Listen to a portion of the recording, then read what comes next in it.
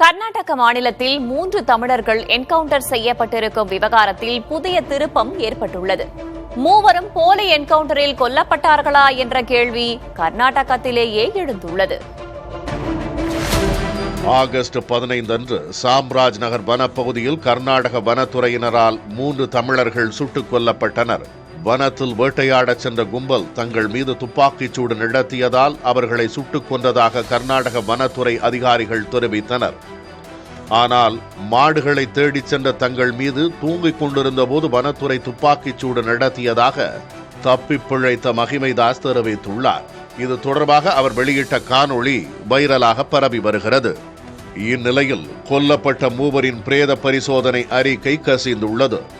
வனத்துறையினர் தூரத்திலிருந்து சுட்டதாக கூறிய நிலையில் 10 அடிக்கும் குறைவான தொலைவிலிருந்து துப்பாக்கிச்சூடு நடத்தப்பட்டிருப்பது அறிக்கையில் தெரிய வந்துள்ளதாக தெரிகிறது. இந்த தகவல்களின் மூலம் 3 தமிழர்கள் போலி என்கவுண்டர் கொலை செய்யப்பட்டுள்ளார்களா எனும் கேள்வி சமூக வலைதளங்களில் சர்ச்சையாக எழுந்துள்ளது. ஒரே ஒரு அரசு துப்பாக்கியில் இருந்து மட்டுமே குண்டுகள் பாய்ந்திருப்பதும் இருதரப்பு துப்பாக்கிச்சூடு என்று வாதத்தை கேள்விக்குள்ளாக்கி உள்ளதாக கர்நாடக ஊடகங்கள் கேள்வி எழுப்புகின்றன. கர்நாடக மனித உரிமை ஆணையம் இச்சம்பவத்தை தானாக முன்வந்து வழக்காக பதிவு செய்து விசாரணையை தொடங்கியுள்ளது.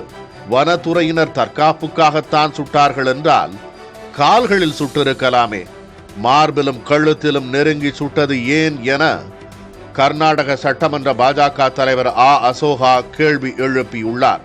பிரேத பரிசோதனை அறிக்கையை அரசு வெளியிடாமல் இருப்பது சந்தேகங்களை வலுக்கச் செய்வதாக கூறியுள்ள கர்நாடக பாஜக தலைவர் விஜயேந்திரா இது தொடர்பான விசாரணையை சிபிஐ வசம் ஒப்படைக்க வலியுறுத்தியுள்ளார். இந்நிலையில் இந்த துப்பாக்கிச்சூடு தொடர்பாக பதியப்பட்ட 4 வழக்குகளையும் கர்நாடக காவல்துறை சிஐடி விசாரணைக்கு மாற்றியுள்ளது. ஹனூர் துப்பாக்கிச்சூடுக்கு தமிழ்நாடு அரசு கண்டனம் தெரிவித்துள்ளது. தற்போது பிரேத பரிசோதனை அறிக்கை கசிந்துள்ளதால் இது போலி என்கவுண்டர் கொலை என்ற சந்தேகங்கள் வலுத்திருக்கும் நிலையில் தமிழ்நாடு இந்த விவகாரத்தில் தலையிட வேண்டும் என்று எதிர்பார்ப்பு எழுந்துள்ளது.